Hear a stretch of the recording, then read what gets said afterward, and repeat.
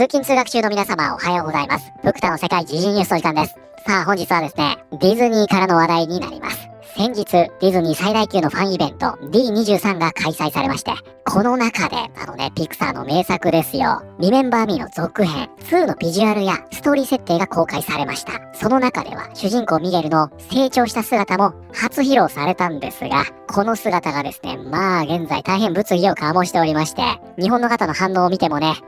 評判悪いです。本日は一体どのようになっているのか、海外の反応なども含めまして、詳しく見ていきたいと思います。この番組は海外のホットな時事ニュースをお届けします。通勤通学のお供にちょうどいいチャンネルとなっていますので、ぜひチャンネル登録お願いします。ということで、先日8月14日から16日の3日間、ディズニー最大級のファンイベント D23 が開催されました。で、ここではですね、ディズニーのね、新作の様々な情報というのが初披露されるわけですが、現在ね、こちらに見えております、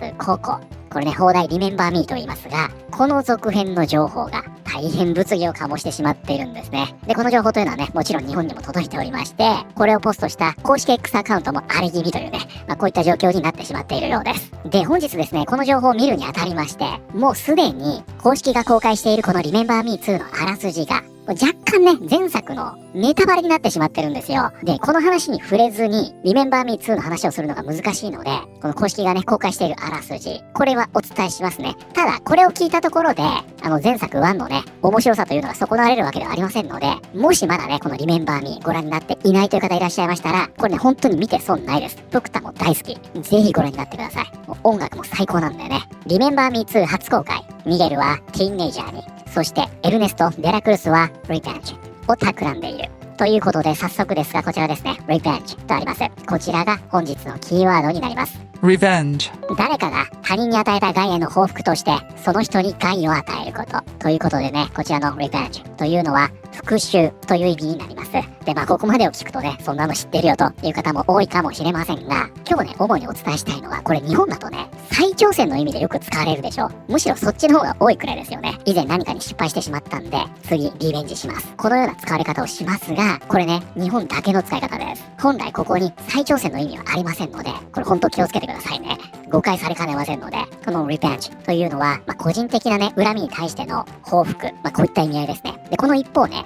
Avenge ってあるでしょ。これは、害を受けた誰かのための敵討ち。こういうニュアンスになります。なので、Revenge と Avenge というのは、すごくね、似たワードにはなるんですが、そのニュアンスが違うということです。で、Avenge と言いますと、もう皆さんね、もう頭に浮かぶでしょ。アベンジャーズですよ。あれはね、本当によくできてるなと思いましたが、これね、あくまでも、福田の個人的な見解ですよ。公式がそう言ってるわけじゃないんですが、そもそもね、スーパーヒーローが人類を守るんであれば、ガーディアンズでしょ。アベンジャーズっておかしいじゃないですか。なんだけど、このアベンジャーズって、インフィニティ・ウォーで一回負けるでしょ。それでね、生命体の半分がいなくなってしまうわけですよね。そして、エンドゲームで、敵を取るじゃないですか。つまり、ここでしっかり最後ね、アベンジャーズになるというのは、ほんとよくできたプロットだなとね、福田感心してしまいましたが、これがアベンジですね。だから今回の話を踏まえると、必殺仕事人というドラマあるでしょう。仕事人がリベンジャーズなのかアベンジャーズなのか、これどっちなのかというのはお分かりになるんじゃないかなと思います。あれは江戸時代のアベンジャーズというわけですね。ということでこちらは、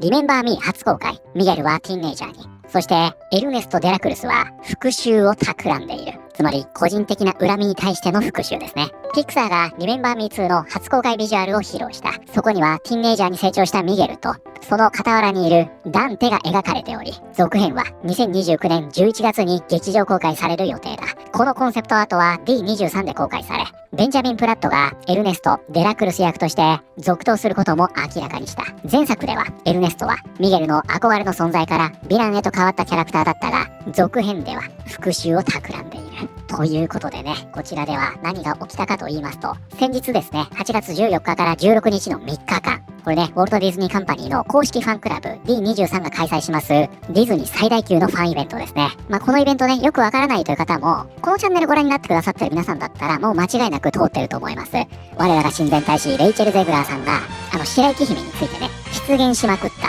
イベントです。今年もね、これが開催されたわけですね。するとね、こちらにもあるんですが、当然ね、リメンバーミー2の情報だけではありませんで、様々な情報が初公開されました。やっぱりね、目玉なのは、アナと雪の女王3ですね。これが2027年11月公開予定となっていて、新たなね、女性のヴィランが初公開されました。そして、2028年5月、マーベルの新作映画として、X メンの情報が解禁され、キャスト陣がね、ここに登壇いたしました。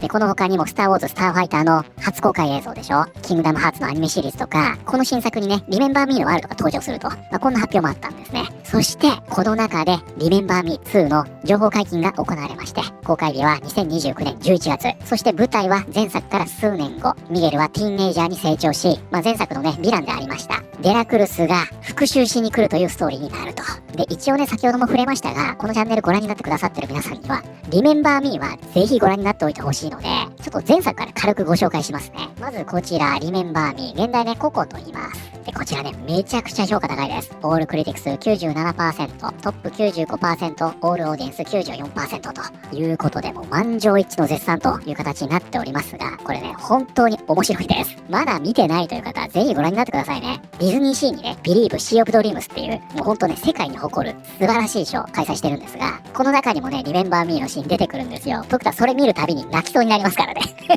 もう本当に素晴らしい。そしてこちらね、ボックスオフィスになりますが、ここ2017年ですね。ドメスティック国内が2億1000万ドル、海外が6億1000万ドル。これ海外強いんですね。そしてその合計8億2000万ドルということで、こちらね、バジェットがここにありますが結構高いんですね。1億7500万ドルから2億2500万ドルと伝えられておりますので、この上限だったとしても余裕で利益が出る。つまりこれ大ヒットだったんですね。となればですよ。ね、評価もいい。興行収入もついてきた。続編ができないわけないじゃないですか。そこで出てきたのがこちら、続編の情報解禁だったんですね。当然ね、これを歓迎して大喜びする人たちもいます。以前からこの話自体はあったんですけどね。なんですが、こちらのね、ミゲル、これ主人公なんですが、この成長した姿、特にこの髪型ですね。これがですね、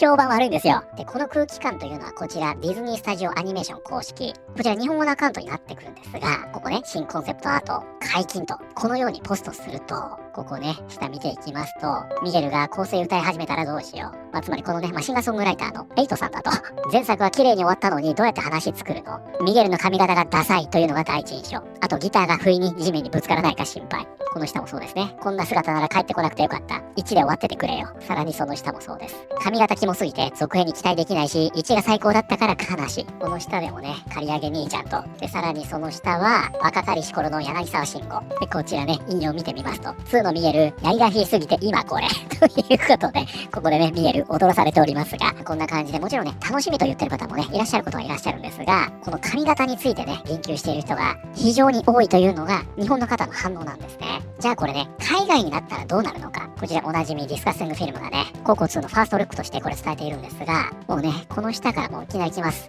ミゲルはなんでこんなひどい格好しているのと。こちら。ココ3はワイルドになるだろう。もうすでにね、ミームなんかもできておりまして、ここね、おい、床屋はお前に何したんだと。この下もそうですよ。年を取ったのはいいんだけど、あの髪型はどういうこと？彼になんてことをしてくれたんだ。続編って一体何のためにあるの？リメンバーミーはそれ自体で素晴らしかったのに、これ以上のリメンバーミーなんて必要ないでしょ。ちょうどね、この下の方もそうですね。前作は綺麗な終わり方をしてるのになんで続編が必要なんだということで、ここでもですね、この髪型を非難するコメントと、そもそも1作目が綺麗に終わったのになんで2を作るんだと、このようなコメントで埋め尽くされているという状況になってしまってるんですね。でもね、言ってもそれって一部の人の意見なんじゃないの？ほとんどの人はこれを歓迎してるんじゃないのと思われる方もいらっしゃるかもしれませんが、例えばね、こちら見ていただきますと、TikTok で iPad と Apple Pencil を使って人をイケメン化している人たちに垢抜け加工されたみたいな見た目だな。ね、そういうのよくありますよね。でね、このポスト見てください。はい。36万いいねですよ。尋常じゃないバズり方するんですね。で、このポストだけじゃないんです。続編を必要としない映画が一つあるとすれば、それはリメンバーミーだ。でね、こちら見ていただくと、はい。27万いいねと。見ないですよ、ここまでのバズりって。つまりこの髪型の違和感や、続編の不評論というのが、とてつもないバズり方をしていくんですね。要するに多くの人がそう思ったということですよ。でね、これを象徴するのが、こちら、ダニー・アリアガという前作リメンバー・ミーのキャラクターデザイナーなんです。で、実際ね、この方、こちら見ていただくとわかりますが、こちらですね、アニー賞。今年はリメンバー・ミーの投資、ピクサーが第45回アニー賞で最優秀長編映画賞を受賞。ということで、これ以外にもね、たくさんの賞をこのリメンバー・ミー受賞しているんですが、ここね、見ていただくとわかります。キャラクターデザイン、ダニエル・アリアガと。ここほら、ちゃんと名前入ってるでしょ。ここで賞を受賞してるんですね。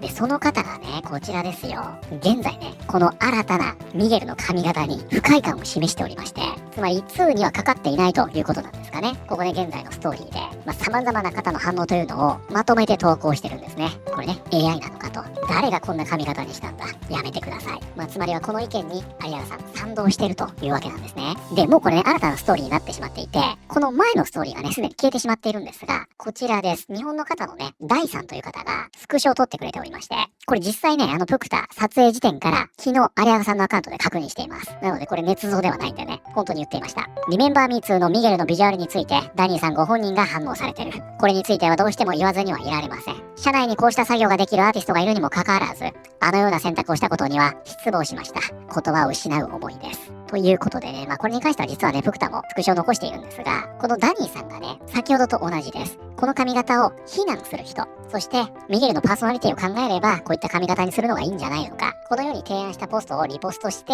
これインスタなんですけどね、ディズニー、そしてピクサーを痛烈に批判したと、こういうわけなんですよ。これすごい話でしょ。もうすでに前作のスタッフが2を批判してしまってるんですよ。で、この方ね、いろいろ実際に聞いたようで、誰よりもミゲルのことを大切に思っている方ですからね、この変化は誰も想像していなかった。ご本人にお話をしたら、彼をとても大切に思っているから悲しいよ。変更されることを願っている。とおっしゃってたよ。そしてね、こちらなんですよ。これがね、めちゃくちゃ重要で、実際に流行っているからといって、そのキャラクターが、その流行りの髪型にするとは限らない。流行りを否定しているのではなくて、キャラクターのイメージに合うかどうか、ミゲルというキャラクターの性格を考えると、流行りの髪型を選ぶとは思えない、と思ってしまう。ということで、ここではね、実際に流行っているからと言っていますが、これね、実際に現地からの意見というのを聞いてみると、この髪型が流行ってるそうなんですね。若者の間で。で、こちらね、レディットでして、新しくなった髪型を嘆いているんですね。で、ここね、皆さんのコメントを見ていきますと、私だけ違う世界で生きているんでしょうか。みんなの周りにはこういう髪型にしているヒスパニック系やメキシコ系の10代の男の子っていないの？私のいとこも今まさにこれと全く同じ髪型をしているよ。それに対して、私はメキシコに住んでいるけど、ああいう髪型の10代なんていつも見かけてる。でも、みんな髪型がダサく見えるんだよね。この下もそうですね、こちら。それはメキシコのティーンネイジャーに一番人気のヘアスタイルです。この下もそうです。正直言うと、メキシコの10代ってみんなこんな感じだよ。髪型はダサいけど、設定や背景を考えれば合ってはいる。ただ、この映画については今まで出てきたもの全部、ダース・ローガンの動画からそのまま出てきたみたいに見えるけどね。これもしこの作品に続編があったらみたいな動画を投稿しているチャンネルですね。よくあるでしょ。ああいうのみたいだねと言ってるわけですね。そしてね、こちらにもあります。残念ながら、ラテンアメリカで最も一般的なヘアスタイルだよ。本当に大嫌い。ということで、こちらのね、ヘアスタイルというのは、実際のこの現地の若者の流行りに習ったものになっているということらしいんですね。ただって話ですよ。ミゲルがそれに合わせるのかということになるわけですね。いずれにせよですね、今回、こちらのね、ヘアスタイルに関しては、めちゃくちゃ不評を買ってるというような状況になってしまっています。はい、ということで本日はですね、先日開催されました D23 で発表された Remember Me 2のファーストルック。この中のミゲルの髪型が前作のキャラクターのデザイナーにも不評を買っているという話題を見てまいりました。いかがだったでしょうか。こういう話題でね、何かにつけて文句を言われてしまうというのはもはやね、ディズニーに関してはあるあるですが、そもそもこのミゲルを生み出した人も文句を言ってるっていうのは新しいでしょ。なのでちょっとね、ディズニーにとってはこの反応というのはね、誤算だったかもしれない。ソニックの件もありますから、最初のね、デザインというのが非常に不評で、それを修正した結果大ヒットしたというね、このミゲル、修正してくれという声も多いようですが、皆様、この髪型どう思われたかね、ぜひコメント欄で教えてください。ということで、本日の動画は以上になります。この動画良かったよと思っていただいた方、ぜひチャンネル登録、グッドボタンお願いします。それではまた、通勤通学中にお会いしましょう。ということでね、最後までご覧になっていただきまして皆さんありがとうございます。ここまで見てらっしゃる方、どれだけいるんでしょうか。今日ね、ディズニーの話題ということで、ちょっと最後にね、おまけでディズニー映画のお話をね、したいと思いますが、以前ね、プクタ、ドウェイン・ジョンソンの話に心打たれまして、実写版モアナ見に行こうかななんてね、話していたんですが、行きましたよ、約束通り。今回はね、109シネマズプレミアム新宿という劇場でね、見まして、ふくたね、ここ前から気になってたんですけど、今回ね、ちょっと初めて行ってみようと思って、ここでね、モアナを鑑賞してきました。ここはですね、高級劇場として知られておりまして、なんと入場料、A 席が4500円、S 席が6500円です。通常の価格の2倍から3倍かかるということですね。ここのね、最大の売りというのは、まずこちらね、音響設備が素晴らしいということ。これはね、坂本龍一さんがプロデュースしたということで、徹底的にその音響にこだわっていると。そしてシートですね。これがね、非常にゆったりとしたものとなっておりまして、S 席に関しては、ちょうどね、中腹の1列だけの販売になるんですが、今回ね、ちょっとそれが全部完売しておりまして買えなくって、A 席の方になったんですけど、ここでもね、めちゃくちゃ座りやすかったです。まずふかふかだし、幅も広いし、少しリクライニングもするんですね。これはね、やっぱ良かったですよ。で、このね、高いお値段というのは、このシートだけが理由ではありませんで、こちらですね。これ、はい。ラウンジがあるんですね。ここに見えてますが、こんな感じで。映画開始の1時間前から、このラウンジというのを使うことができまして、このソファー席でね、ゆっくり座って、会場を待つことができる。そして、なんとここではですね、はい。ドリンク飲み放題、ポップコーン食べ放題となっているんですよ。つまり A 席であれば、実はね、めちゃくちゃ高いっていうわけでもなくって、つまり映画館でポップコーンとドリンクのセット頼んだら、そこそこ取られるでしょ。なので、4500円を払ったところで、かなりコスパいいんじゃないかなと思いましたね。このラウンジも使えるし。で、ここにはね、このようにバーがあったり、S 席のチケットを買うと、さらに別のね、プレミアムラウンジを使うことができたりと、そしてここのね、グッズ販売なんかも、かなり充実しておりまして、ここ初めて行きましたが、すごく良かったです。正直ね、A 席で十分なんじゃないかと思ったんで、ここチケット取れれば、もうここでいいかななんて思いましたね、正直。ただ、一個気になったのはね、この映画館ね、かなり傾斜があるんですよ。つまり、自分の視界にね、前の人のシートが入らないようになってる。つまり、自分の足元に前の人の肩があるくらいな感じなんですよ。すごいでしょ？なので、ちょっとね、足を組むと、割とリアルにシートじゃなくって、前の人の頭を蹴ってしまいそうで、ちょっとそこは怖かったですね。席が広いにもかかわらず、足組むのに結構気使うっていうね。ちょっとそこは気になるなという感じでしたが、全体的にね、素晴らしい映画体験となりました。そして肝心のね、実写版モアナなんですが、これね、めちゃくちゃ面白かったです。まずね、もう何がいいって、キャストがいいんですよ。モアナ役をやっております、キャサリン・ナガイア。もう彼女はね、申し分なかったです。素晴らしい。本当によかった。あとね、もう何よりも、モアナのおばあちゃん、レナ・オーウェンがね、演じているんですが、もうこれがね、本当によかった。やっぱりね、モアナというのは、この二人の絆というのが重要なストーリーになりますから、この二人がね、もう本当に良かったんですね。そして、ね、マウイ役のドウェイン・ジョンソンですよ。これね、ドウェイン・ジョンソンでしたね。もう純度 100% のズラを被ったドウェイン・ジョンソンでした。いや、だからね、今回この実写版モアナ、大変な大惨事になってしまったでしょ。で、やっぱこれはね、映画の出来のせいではないんだなというのは、改めて今回実感しました。見に行ってね。実際見ればね、映画の出来としては非常に良かったし、やっぱりイメージとしてモアナが連発されすぎてるというのもありますし、やっぱり今のオーディエンスには、そこのディズニーの安易なね、二毛作感というのが見抜かれてしまってる。これが原因なんじゃないかなと。だったら当然ね、ディズニープラスでいいよって話になるんで、それが今回の大爆笑に繋がってしまったんだろうなというように思いますね。もしアニメというのがそもそもなくって、ディズニーがね、実写版でオリジナル出しますと言ってこれが公開されたら、大ヒットしてたんじゃないですかね、多分。出来はね、すごく良かったですよ。で、特にね、プクタの後ろで見ていた女性のお客さんがいたんですが、中盤から終盤にかけてね、泣いてしまっていたりしてね、その声が聞こえてくるんですよ。で、プクタもそれを聞いてなんかもらい泣きそうになるみたいな、もうほんとね、映画館ならではの体験をさせていただいて、この劇場と作品、今回ね、意外なことに素晴らしい映画体験になりました。